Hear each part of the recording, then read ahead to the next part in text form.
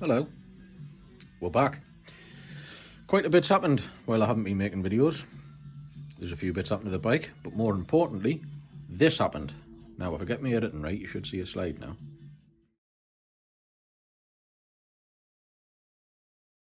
So that's quite good news, isn't it? So the little grumplet should be here in the next few weeks. So that will put another massive delay on videos. Unless, of course, I come in here to hide away from all of the noise and shitty nappies. We also, during the hiatus, if you like, had some hate mail. But I've got to say, whoever sent it, those are some tasty dicks. Thank you. So you can see there, we've got the drive painted up, which has come up absolutely brilliant. And the light in here doesn't really do it much justice. But you take it outside in sunlight, you've literally got to wear sunglasses. So that is like a 2-coat pearl. As you can see, the lads at the college have done an absolutely sterling job. So obviously you need to clean the centre out a little bit and pop that bearing in there. I'll show you the wheels as well, so bear with us. Gonna have a red dick now. There's the rear wheel.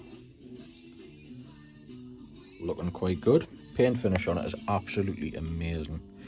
Really, really good. Really pleased with the way they've turned out. Lads at the college have done an absolutely fantastic job. You can see they also have put the tyre on.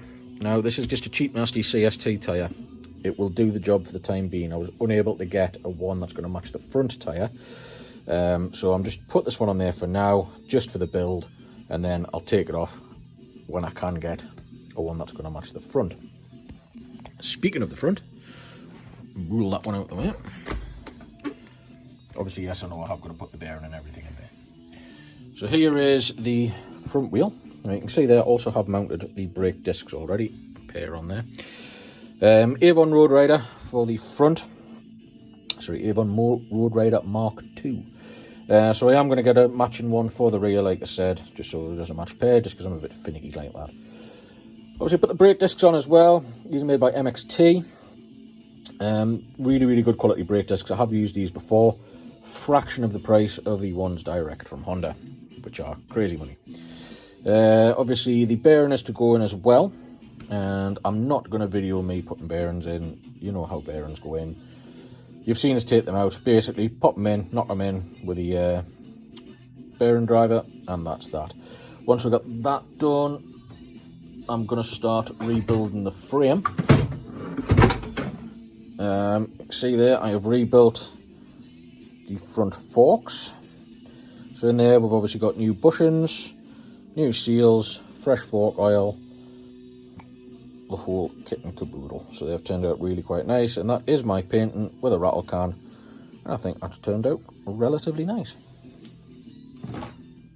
Well, it would be rude not to have another dick, wouldn't it? Have an orange one this time. Nice. Engine, as you can see, we've got the top off still. Now I have stripped this down and rebuilt it. Now I can tell you that there is nothing actually wrong with this engine. So this is a 34-year-old engine, which is all original as far as I can tell, and there's not a thing wrong with it. It just shows they don't build them like they used to. So all I actually need to do now is fresh gasket on there, bang the top back on, side casings just to go back on, and that's the engine done. And then we'll clatter that back in the frame and see what's what. Now for the biggest bit of over engineering on this bike so far. There it is. So this is a bit of round bar, which we have lathed down to the correct size. Run a drill down the middle of it. And there's a group screw in the end there, as you can see.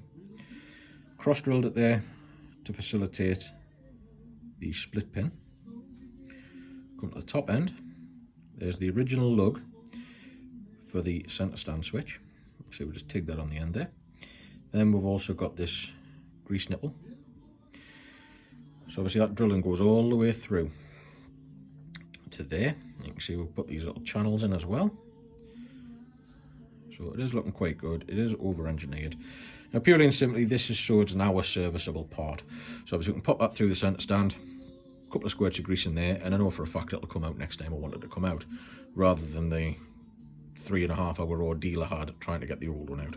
So it's turned out quite well, quite pleased with it. Yes, it's took longer than it should have, but it's one of them things. But yeah, looks quite good. Bearing going in. So there's the bearing in. Now brake disc to go on. And we do have some brand spankers bolts to go in as well.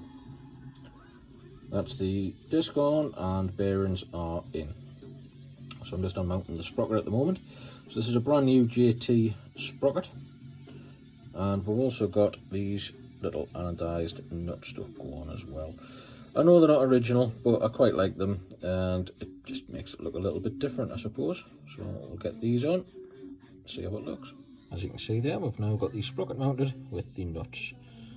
Overall, I do think it looks quite good. A little bit of tidying up I need to do now because I've got grubby finger marks all over the place. But that will do for today, I think. Just munch on a penis. So, that's it for today's video. Not to wait, I'm just choking on this penis. Oh, dear me. Yeah, so like I said, that's it for today's video. I do intend to put a few more videos up quite soon, because I want to get the frame in, start building the frame and what have you. And hopefully get some major progress. At least in the next few weeks I should be able to get a rolling chassis, which will be pleasant. So yeah, that's pretty much it. Thanks for staying with us, and hope you're enjoying it. Probably not, but there you go. See ya.